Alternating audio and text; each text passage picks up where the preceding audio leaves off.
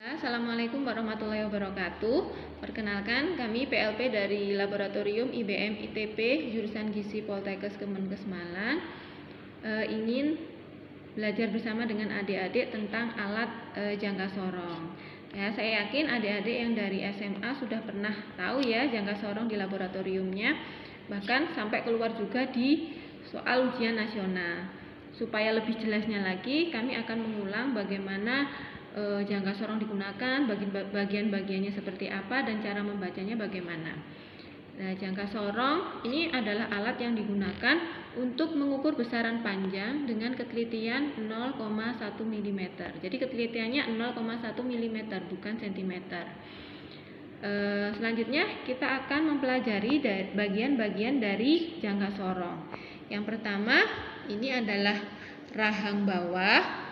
Rahang bawah ini fungsinya adalah untuk mengukur panjang seperti ini ya, misalkan panjang kotak pH universal ini seperti ini, panjang tempe atau diameter luar tabung atau diameter buah jeruk seperti itu ya untuk rahang bawah.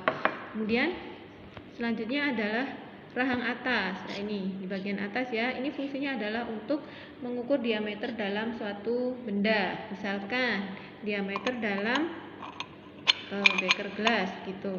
Jadi kita tarik sampai kedua rahang berhimpit gitu dengan benda yang akan kita ukur ini. Terus bagian selanjutnya adalah tangkai ukur kedalaman. Nah, ini fungsinya adalah untuk mengukur kedalaman. Nah, untuk di gizi di laboratorium IBM ITP ini, tangkai ukur kedalaman ini biasanya digunakan untuk mengukur kedalaman putih telur dan kuning telur. Nah, nanti akan bisa kita tarik mutu dari telur yang akan kita uji. Apakah mutunya grade A, grade B, atau grade C gitu. Selanjutnya ada skala utama. Nah, di sini ini adalah skala utama ya. Skala utama ini ada dua, yang bagian atas dan bagian bawah. Yang bagian bawah ini skalanya satuannya adalah cm, sedangkan yang bagian atas ini satuannya adalah inci. Tuh. Kemudian yang skala pendek ya, yang pendek ini adalah skala nonius. Nah, ini satuannya adalah milimeter gitu. Kemudian selanjutnya ada skrup pengunci. Nah, ini posisinya berada di bagian atas skala nonius. Fungsinya adalah untuk mengunci skala nonius supaya tidak bergeser apabila sudah mendapatkan posisi yang tepat pada saat pengukuran. Misalkan begini, kita ingin mengukur kotak ini ya, pH universal ini, dan kita sudah mendapatkan posisi yang tepat, kita kunci supaya posisi dari skala nonius ini tidak bergeser sehingga akan dihasilkan hasil yang akurat ya. Tuh. Untuk cara kerjanya, cara kerja dari jangka sorong, pertama-tama kita tentukan terlebih dahulu cara pengukuran yang paling tepat berdasarkan 3 fungsi bagian pengukur yang terdapat pada jangka sorong. Apabila yang diukur adalah ketebalan atau diameter luar atau lebar, itu kita gunakan rahang bawah untuk menjepit. Sedangkan apabila yang kita ukur adalah diameter dalam suatu benda, kita menggunakan rahang atas.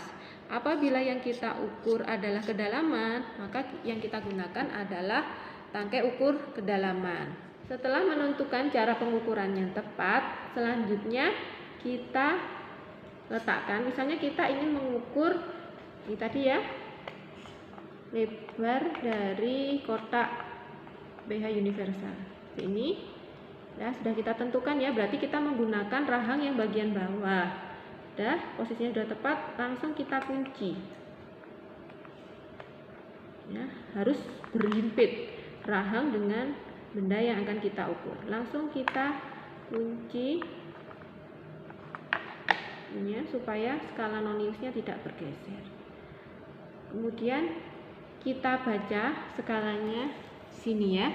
Karena ini terlalu kecil, kami gambarkan di papan tulis seperti ini.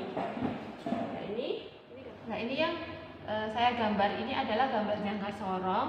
Yang skala yang besar ini adalah skala utama. dan yang kecil ini adalah skala nonius. Dan ini adalah kotak pH yang akan kita ukur tadi ya. Ini sudah ketemu, sudah berhimpit antara rahang bawahnya dengan kotak pH. Seperti ini didapatkannya.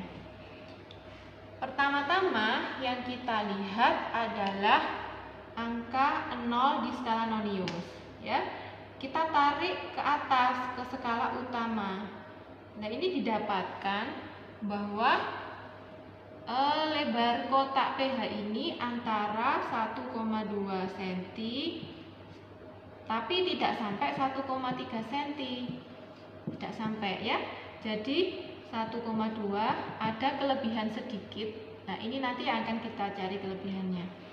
Nah, karena ketelitian dari jangka sorong ini 0,001 cm, kemungkinan ini ada 3 angka di belakang koma.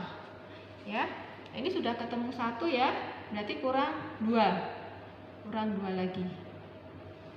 Nah, ini kelebihannya berapa? Ini akan kita cari dengan melihat skala yang saling berhimpit antara skala utama dan skala nonius. Nah, ini pas yang berhimpit ini di angka 1. Ini satunya mili ya. Ini yang berhimpit di skala 1. Artinya bahwa kelebihannya ini adalah 1 mm. Nah, ini satuannya cm ditambah 1 mm. Kita jadikan cm dulu. Gini ya. Kita jumlah 1,2 dan 0,001. Keliru. Jadi hasilnya 1,21 seperti ini. Nah, seandainya ada 2 skala yang berhimpit, misalnya ada di skala 1 di skala nonius ini dan skala 4, ini satu strip ini berarti nilainya adalah 0,2. Berarti kalau di sini berarti nilainya adalah 4,4 mm. Ternyata ada 2 yang berhimpit di angka 1 dan di angka 4,4. Yang tetap kita pakai adalah yang paling dekat dengan angka 0. Jadi tetap yang ini. Seandainya yang berhimpit hanya di posisi ini tidak berhimpit. Misalkan ini tidak berhimpit, yang berhimpit di sini. Berarti kita membacanya bagaimana? Cara membacanya tadi tetap ya 1,2 cm. Terus 2-nya ini kita lihat di skala nonius. Yang berhimpitnya adalah di 4,4 mm. Kita jadikan senti ya, di 0,44. Terus kita tambah dengan 0,044, kita tambah dengan yang ini tadi 1,2. Jadi hasilnya 1,244 gitu. Nah, ini ada cara yang praktis dan cepat kalau menurut saya ya. Karena tadi ini di skala utamanya sudah ketemu 1,2, langsung kita tulis 1,2 yang berhimpit yang 2 angka yang paling akhir ini langsung kita baca di skala noniusnya. Kan yang berhimpit di 4,4. Berarti langsung aja kita tulis 4,4 cm. Nah, ini akan ketemu hasilnya seperti itu. Nah, ini cara pembacaan dari jangka sorong. Apabila nanti adik-adik pada saat praktikum di laboratorium masih kebingungan bagaimana cara menggunakannya, kami PLP di laboratorium akan membantu adik-adik menjelaskan ulang kembali bagaimana cara penggunaan jangka sorong. Demikian singkat penjelasan tentang jangka sorong. Terima kasih atas perhatiannya. Wassalamualaikum warahmatullahi wabarakatuh.